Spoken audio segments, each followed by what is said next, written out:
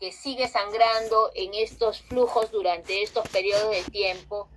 Por ejemplo, en la primera hora, después de que le puse el DREN, sangró 500. En las primeras 4 horas, después de que le puse el DREN, sangró 200 mililitros por hora durante 4 horas. O 100 mililitros por hora durante 8 horas. Estas son indicaciones de que el paciente tiene un sangrado activo y por lo tanto deberá ir a cirugía. Pero tengo aquel paciente que le pongo el DREN y me sangra 1000, 1500 o más. En este paciente yo ya no le voy a estar observando cuando me sangre en la primera hora, a las 4 horas, a las 8 horas. Este paciente que me sangra 1500 o más deberá ir inmediatamente a intervención quirúrgica, porque tiene un sangrado importante y por lo tanto yo no voy a permitir que se siga desangrando. Y finalmente, tengo un paciente que le toman, digamos, es un gran accidentado, ¿no? De repente es alguien que encontraron tirado en la calle, llega en shock, le toman la radiografía, tiene un emitoras completamente opacificado, le están poniendo volumen, no hay respuesta, veo que se sigue deteriorando, está pálido, está sudoroso, está taquicárdico. Este es un paciente que seguramente tiene un hemotoras masivo. Este paciente deberá ir inmediatamente a toracotomía. Muchas veces, a veces hemos obviado inclusive colocarle el DREN para evitar perder tiempo y lo llevamos de frente a sala de operaciones, ¿no? Entonces tenemos todas estas opciones donde principalmente el elemento que se toma en cuenta para realizar la toma de decisiones viene a estar dado por el volumen del hemotórax. El siguiente síndrome es el traumatismo cardíaco, y para poder encarar el traumatismo cardíaco tomamos en cuenta en primer lugar la denominada área de riesgo cardíaco, que como la ven aquí es un cuadrilátero delimitado por ambas líneas medias claviculares, una línea horizontal que pasa por la horquilla esternal y otra línea horizontal que está pasando a nivel del apéndice cifoides.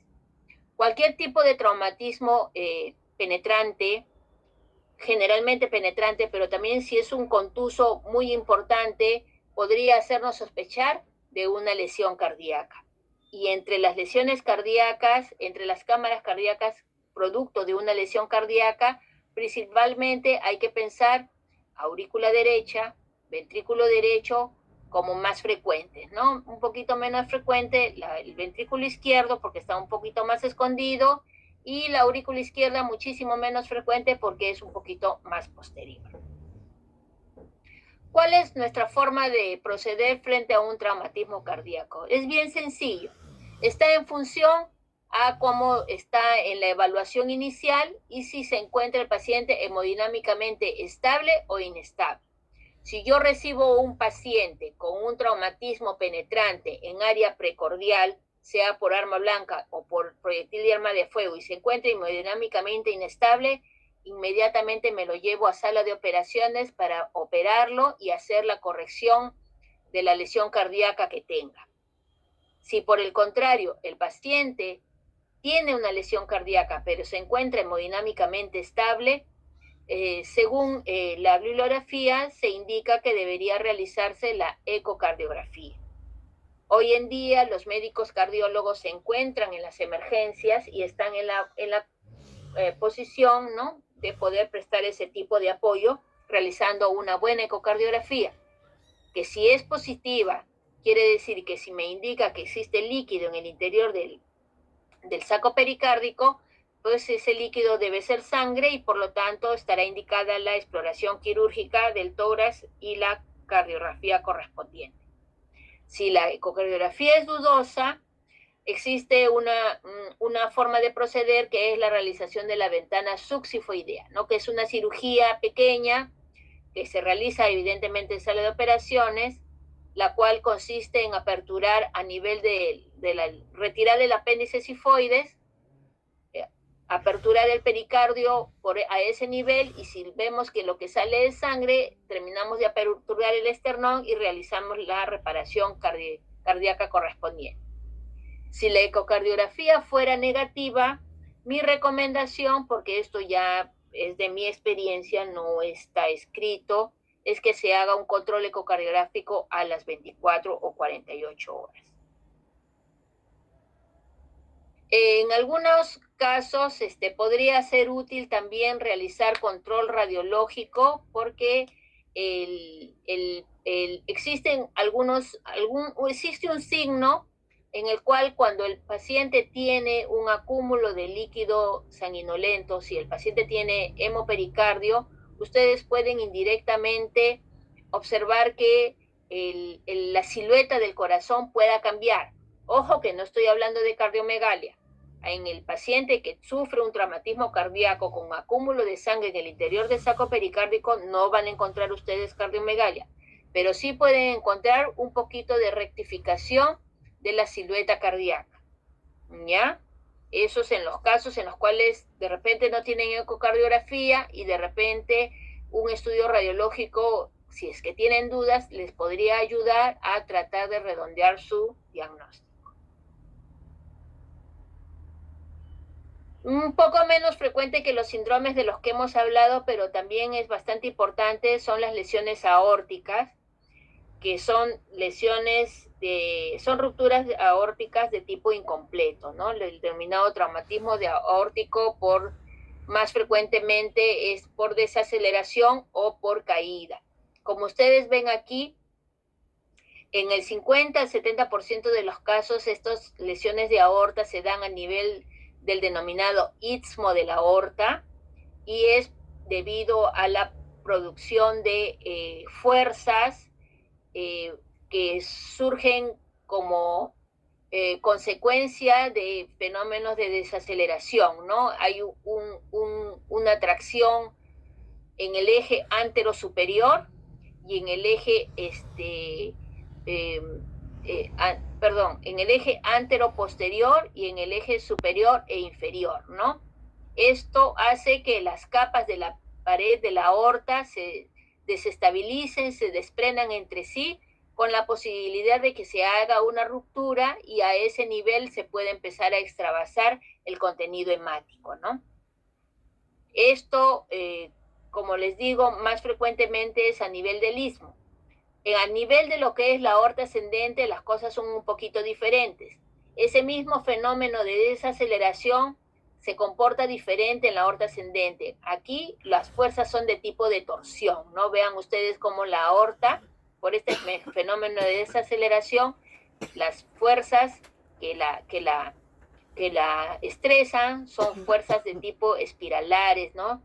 De tal manera que también como consecuencia traen ese mismo fenómeno, ¿no? Las capas de la aorta se pueden desprender, pero también, como les digo, con un porcentaje pequeño, 18%. ¿Cómo yo sospecho? ¿Cuál es mi forma de llegar al diagnóstico de una lesión de aorta? La primera, digamos, el primer peldaño será pues sospecharlo, ¿no? Y la sospecha es en cualquier paciente que haya sufrido un fenómeno de una gran desaceleración, que puede ser un vehículo que iba a gran velocidad y sufre un choque frontal o una caída de gran altura. A ese paciente, en la medida de lo posible, le tomamos una radiografía frontal de pie y observamos el mediastino.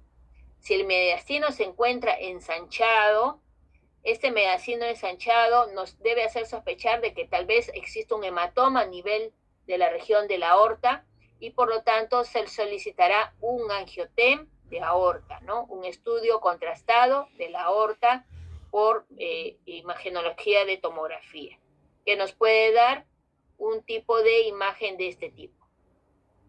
Estamos observando aquí la aorta ascendente, la aorta descendente y la presencia de una imagen por sumación.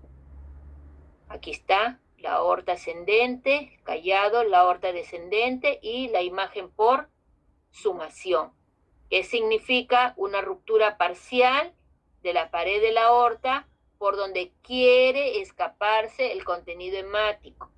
Digo quiere porque si se terminara de romper la aorta, el paciente ya habría fallecido. Este tipo de traumas, como les digo, no son tan frecuentes, pero cuando son detectados requieren manejo quirúrgico especializado con la realización tal vez de una reparación vascular directa o la colocación de un injerto, pero con la asistencia de circulación extracorpórea. ¿Ya? Muy bien. El siguiente síndrome es la ruptura traqueobronquial. Tampoco es tan frecuente. ¿Cómo debemos nosotros sospechar de una ruptura del árbol traqueobronquial? Cuando el paciente tiene neumotórax, pero a su vez también tiene neumomediastino y tiene mucho enfisema subcutáneo, observamos un pulmón caído, ¿no? Muy colapsado. La primera medida por el neumotórax será la colocación de un drenaje pleural. Y nosotros le colocamos el drenaje pleural, pero observamos que el paciente tiene el pulmón atelectasiado, colapsado, persistente, y hay un escape de aire masivo a través del drenaje pleural, ¿no? Entonces, ¿cuál será nuestra medida a realizar? Si estamos sospechando que existe una ruptura traqueal o una ruptura bronquial, haremos el examen que por excelencia es el que mejor permite observar las estructuras bronquiales o la tráquea por dentro, y ese examen es la broncofibroscopía, la cual nos permitirá diagnosticar qué bronquio o qué área de la tráquea está dañada y nos permitirá planificar y realizar la toracotomía correspondiente. Esto es en el caso hiperagudo. Ahora, existe otro tipo de lesión traqueobronquial en el cual el mismo paciente, yo le coloco el DREN, aparentemente el pulmón reexpande, pero sin embargo el paciente se va deteriorando, está haciendo fiebre, el pulmón no termina de reexpander, ¿no? O de repente tiene una opacidad, como si tuviera una neumonía persistente. A los 14, 21 días, yo tengo que sospechar que a lo mejor este paciente tiene una lesión de tipo fractura bronquial, ¿no? Por ello, deberé solicitar la realización de una broncofibroscopía, la cual, si es positiva, también me indicará la realización tal vez de una toracotomía con la corrección quirúrgica correspondiente, ¿no? Preferentemente, hay que procurar hacer los diagnósticos lo más temprano posible, porque aquí tal vez en los casos agudos podamos hacer una reparación directa del bronquio, pero aquí en los casos ya más tardíos a lo mejor sea necesario hacer ya la lobectomía o tal vez una resección mucho mayor. Un caso, como les decía, ¿no? En los pacientes que tienen una lesión del árbol traqueobronquial es una radiografía parecida a esta, ¿no? Vean ustedes la gran cantidad de enfisema subcutáneo, ¿no?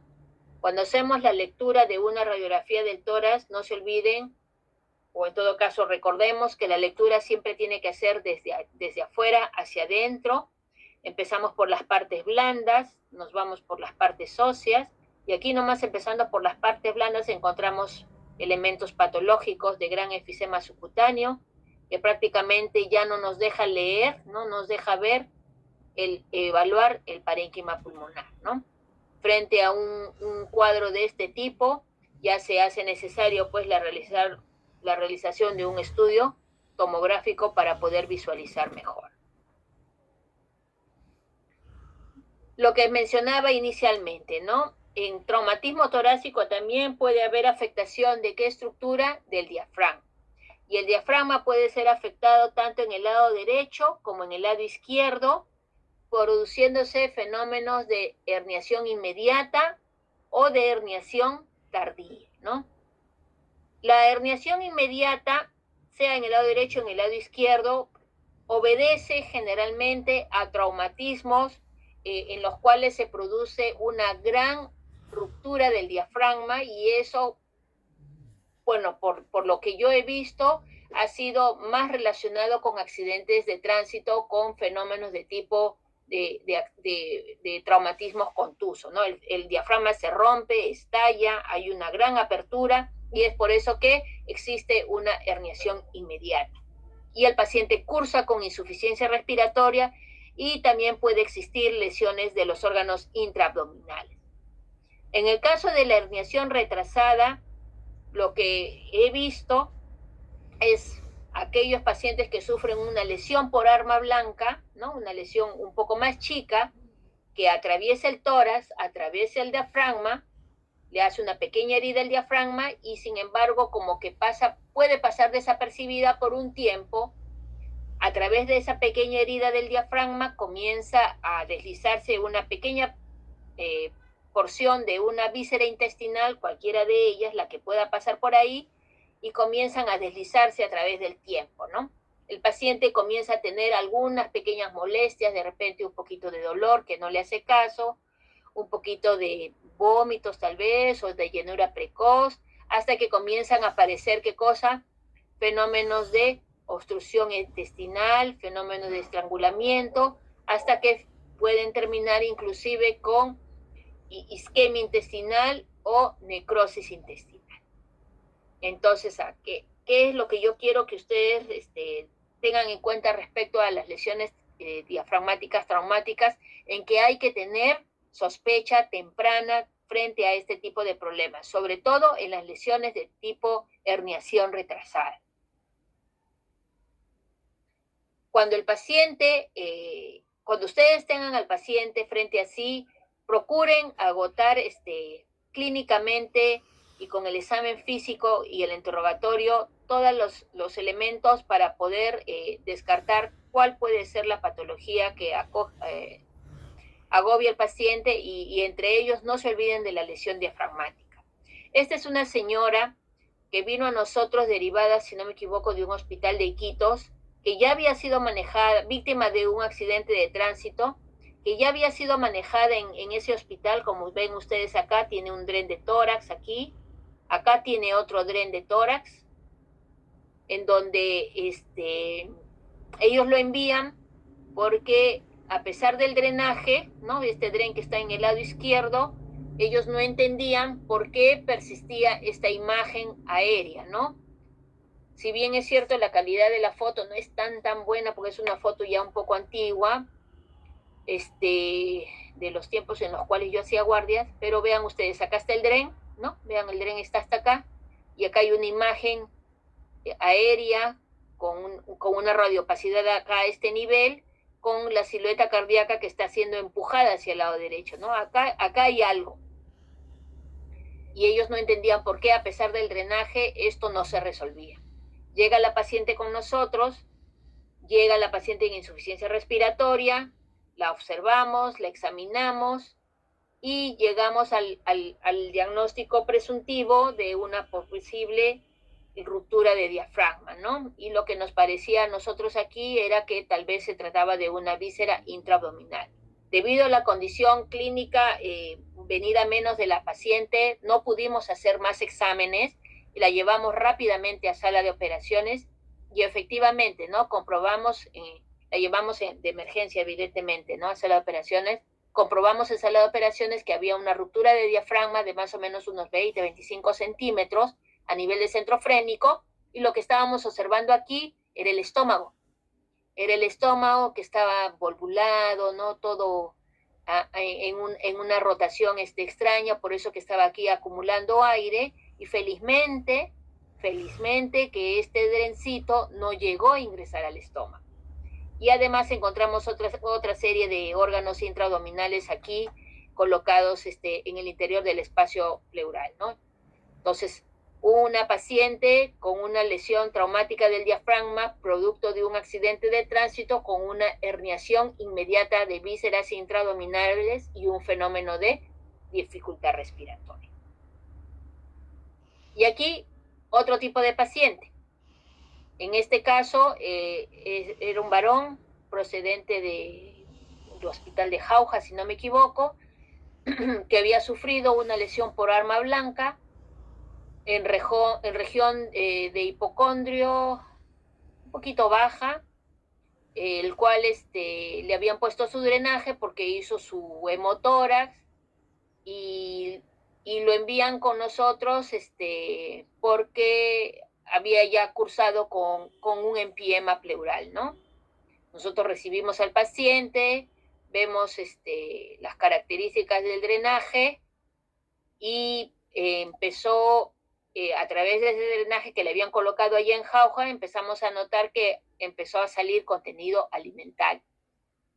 Frente a ese hallazgo, inmediatamente hicimos la sospecha de que podía tener el paciente una comunicación, ¿no? Ese drenaje, una comunicación con alguna víscera del abdomen. ¿Por qué? Porque probablemente tenía una lesión diafragmática y eso se comprobó, ¿no? El DREN no estaba en el abdomen, el DREN estaba bien colocado en el tórax, pero lo que estaba en el tórax eran las vísceras intraabdominales. En este caso estamos viendo cómo la sustancia de contraste está trasvasada, está metida dentro de la cavidad torácica. Paciente que había sufrido, si no me equivoco, algo de hace mes y medio, ¿no? Un mes antes, una lesión por arma blanca al nivel que se les había mencionado, ¿no? Entonces, una lesión traumática del diafragma con herniación retrasada de vísceras, cuyo ya complicación posterior es el empiema pleural, la perforación de la víscera herniada, y en este caso el manejo es la realización de la toracotomía.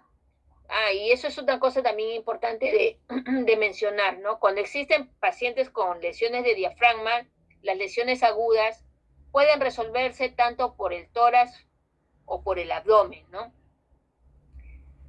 Pero en el caso de las lesiones del diafragma que ya tienen una evolución tardía, siempre tiene que aperturarse el tórax. ¿Por qué? Porque en las lesiones tardías se producen fenómenos adherenciales que hacen que las vísceras tengan que ser tratadas con mucha delicadeza, tienen que ser liberadas con mucho cuidado. Evidentemente, la presencia del cirujano de abdomen es obligatoria en el campo operatorio. Nosotros le abrimos el tórax, ayudamos a separar el pulmón, por ejemplo, pero las vísceras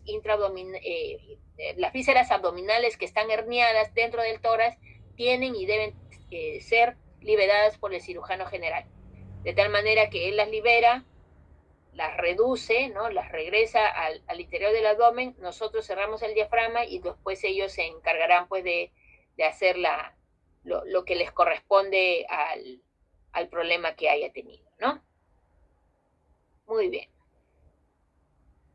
Otro síndrome que sí es bastante frecuente, pero que por lo general no requiere tratamiento quirúrgico, sino es más que todo un tratamiento de soporte, es el tórax inestable. Como ustedes ven aquí, el tórax inestable es un área del tórax en donde dos o más arcos costales se fracturan en al menos dos segmentos.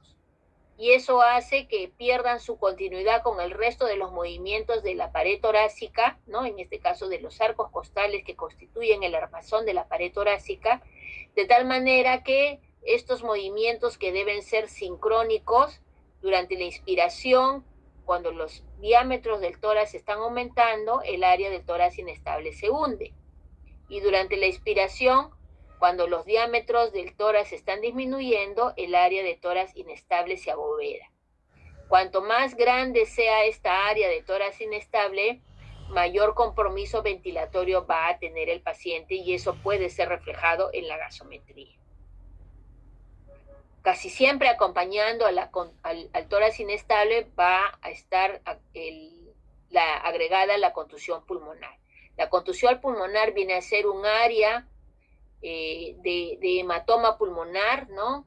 Que constituye la absorción, como consecuencia de la absorción de la energía cinética derivada del traumatismo, generalmente por traumatismo contuso, por accidente de tránsito, por caída, por proyectil de alta velocidad también, o por explosiones, ¿no? Y mientras más grande sea esta área de contusión pulmonar, también mayor va a ser el compromiso a nivel de la gasometría que va a tener este paciente, ¿no? Y si hay un gran tórax inestable con una gran contusión pulmonar, el paciente puede terminar en ventilación mecánica.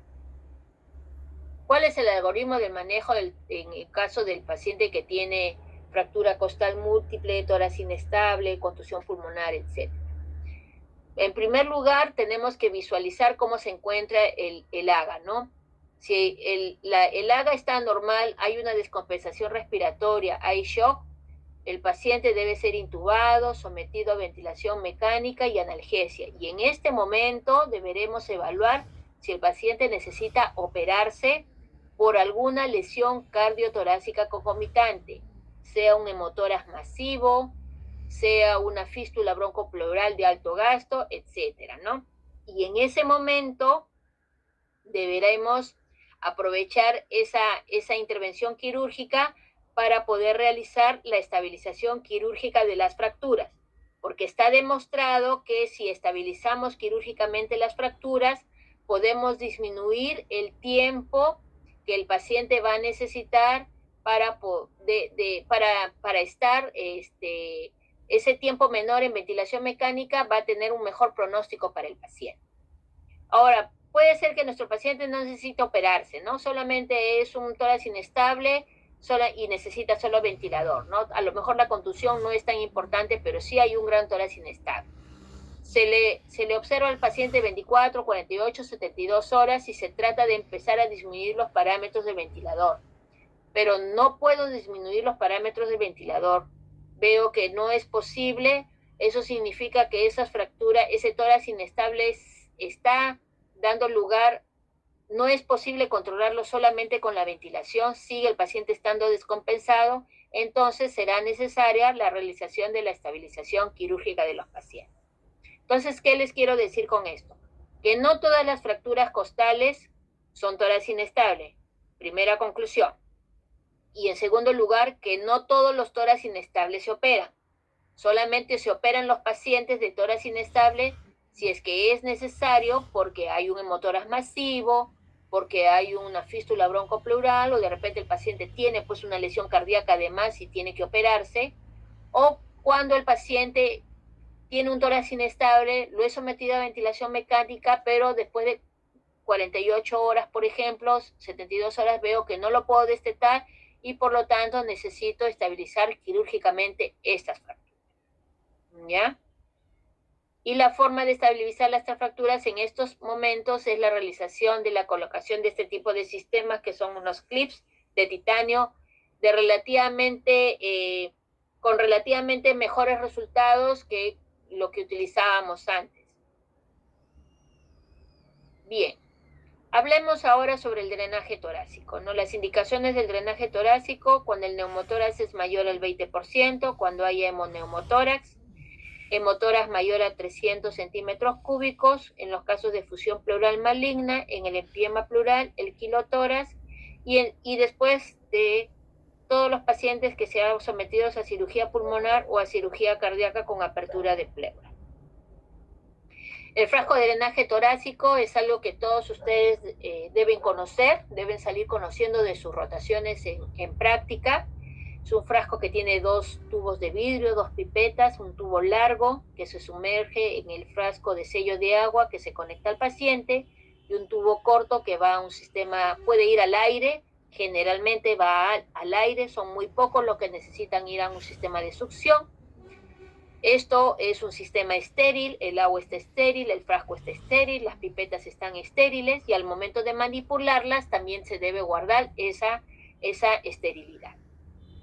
Hay una, característica que ustedes deben saber observar cuando evalúen un frasco de drenaje pleural colocado ya en un paciente, ¿no? Conectado a un paciente, siempre deben observar esta columnita de acá.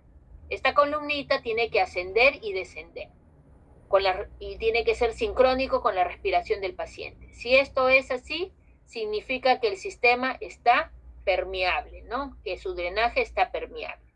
Ahora, si el paciente solamente respirando, ustedes observan que existen burbujas, significa que existe una fístula broncopleural de alto gasto. Pero no, el paciente está respirando y no hay burbujas. Entonces ustedes muy educadamente lo saludan al paciente, el paciente les contesta y al momento de contestarle observan burbujas a este nivel. Ah, ya, hay burbujas, el paciente está hablando, significa que la fístula broncopleural es de mediano gasto. Pero si no es así, el paciente habla y solamente está oscilando, la muesquita esta está oscilando, no hay ningún problema, ya conversaron con el paciente, ahora le piden que tosa. Señor, ¿puede toser, por favor? Le dicen que voltee la carita para el otro lado para que no les tosa en la cara. Tose, y al momento de toser, empiezan a aparecer las burbujas. Aparecieron las burbujas al toser, es una fístula broncopleural de bajo gasto. Entonces ya saben reconocer el lenguaje del drenaje torácico. Cuando oscila, está funcionando. Si empieza a burbujear, allá. Vamos a ver cuándo burbujea. Si burbujea solamente cuando el paciente respira, es una fístula de alto gasto. Si burbujea cuando el paciente habla, es una fístula de mediano gasto o de moderado gasto. Y si burbujea cuando el paciente tose, es una fístula de bajo gasto. No es poco frecuente que todas las veces que ustedes encuentren frascos que burbujean, esos frascos de drenaje pleural, sus líquidos sean de tipo purulento, porque es lo que suele acompañar. A las fístulas los acompaña la contaminación bacteriana, ya que las fístulas broncopleurales, como su nombre lo indica, están comunicando bronquio con pleura, y los bronquios están trayendo gérmenes del árbol bronquial hacia el espacio pleural. Finalmente, tener en cuenta que el frasco de drenaje pleural, cuando el personal técnico o el personal de enfermería o ustedes mismos, si es que nadie sabe cómo prepararlos, lo preparen, siempre deberán llenar aquí con un volumen de líquido. Que si el frasco es de 1 litro, este volumen de líquido más o menos deberá ser unos 300 mililitros, ¿no? De suero fisiológico estéril, de agua estéril, agua destilada, por ejemplo, etcétera. Y esto ustedes deben marcarlo. Puede ser un lápiz marcador, puede ser un esparadrapo. De tal manera que por encima de esta marca será lo que se contará como débito que sale del espacio pleural del paciente, para que no vaya a haber confusiones. Porque en algunos casos, si ustedes no están advertidos, pueden creer que si el paciente de ustedes que van a examinar y encuentran que su frasco está de repente hasta la mitad y les marca 500, ustedes creen que el paciente ha drenado 500 de su espacio pleural, y no es así. De esos 500 hay que descontarle 300, que es del sello de agua, ¿no? Si es que está marcado en 300, por lo tanto lo que ha drenado su paciente solamente será 200. Muy bien. Ahora, para terminar, muy poco rápidamente, vamos a hablar de las toracotomías. Las toracotomías son las incisiones que permiten la exploración de la cavidad torácica y pueden ser anterolateral, posterolateral, que es la más frecuentemente usada, axilar, esternotomía mediana, toracotomía anterior bilateral, y como ya había mencionado antes, recordar que siempre luego de una toracotomía debemos colocar un drenaje torácico. ¿Para qué? Para devolver la presión negativa intrapleural. La toracotomía posterolateral, como ustedes ven aquí, el paciente se coloca en posición de cúbito lateral del lado contrario del lado que se va a operar, ¿no? O sea, en este caso se va a operar el lado derecho, el paciente está en un decúbito lateral izquierdo, con almohadillas que protegen todos los relieves óseos. Acá no se ve, pero acá el paciente está siendo manejado con un tubo endotraqueal, tiene que ser manejado con un tubo endotraqueal de doble lumen, que les permite la ventilación individual y asimismo también la separación del manejo de las secreciones, para que las secreciones del pulmón enfermo no contaminen al pulmón sano. La apertura del tórax, ¿no? La piel, el celular subcutáneo, los planos musculares, el superficial, dado por el dorsal ancho, el trapecio, el plano profundo, dado por el serrato anterior y el romboides mayor, la apertura, etcétera, que ya son elementos propios de la práctica, ¿no?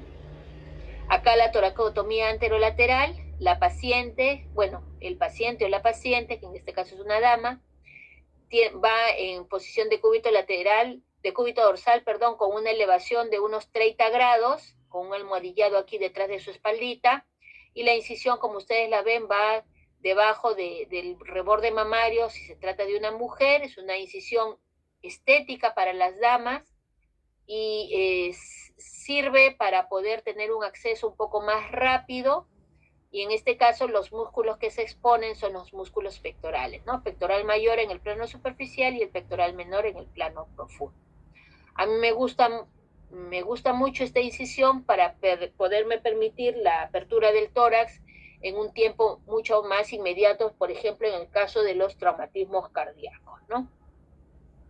La esternotomía mediana es la incisión por excelencia para la cirugía cardíaca de tipo programada o electiva. Acá, como ven ustedes, se realiza la incisión a nivel desde la horquilla esternal hasta el cifoides. Se realiza en forma perpendicular por la línea media esternal. Se apertura la piel, el celular subcutáneo y la parte ósea.